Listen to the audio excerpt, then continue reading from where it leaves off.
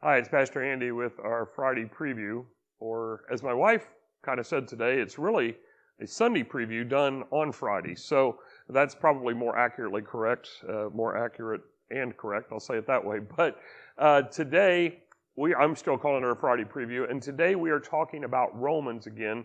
This week our passage is going to be Romans 16:3 through 16.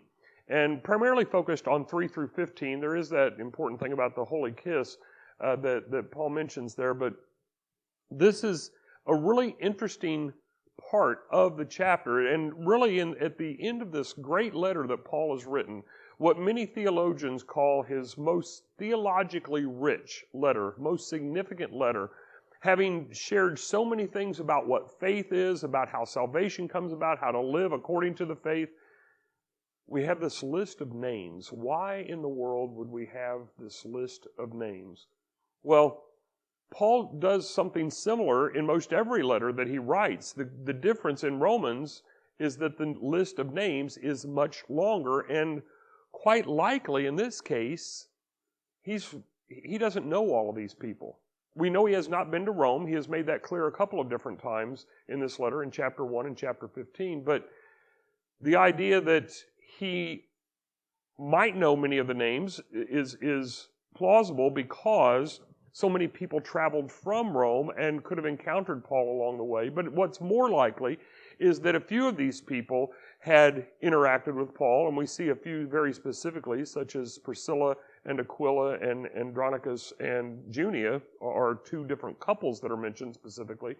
And as they encountered Paul, certainly they may have shared some of these things. But what's interesting is in the midst of this theological letter, Paul gets practical at the end, and he gets into ecclesiology. Now, theology is theos and loga, the study of God.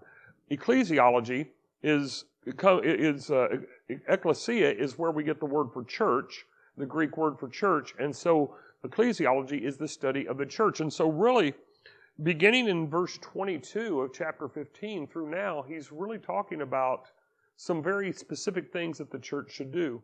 As we saw last month, on September 19th, he talked about giving. And then in October the 3rd, praying. Last week was about serving, and this week is about fellowship. That's why he's mentioning these names, to unite the church, to bring them together for the purpose of fellowship. So what I'm going to do this week, because I'm not going, on Sunday at least, I'm not going to go through every name in this. That would be one way to approach this message. But I want to look at three big pictures, three big questions, and then within those questions kind of give some ideas as to why Paul included who he included. What was Paul doing in mentioning these different people? And ultimately, what does that do for us today? What are we supposed to do with the contents of this letter today?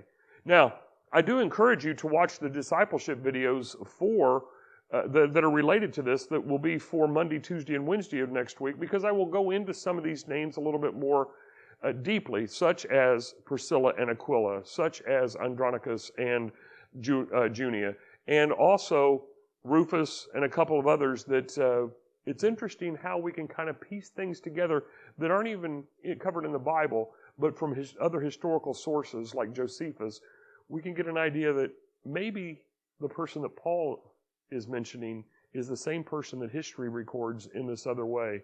And while we can't be certain of that, it certainly lends to some interesting possibilities. So I hope you'll join us on Sunday and watch those particular discipleship videos on Monday, Tuesday, and Wednesday of next week as well. I'll see you Sunday.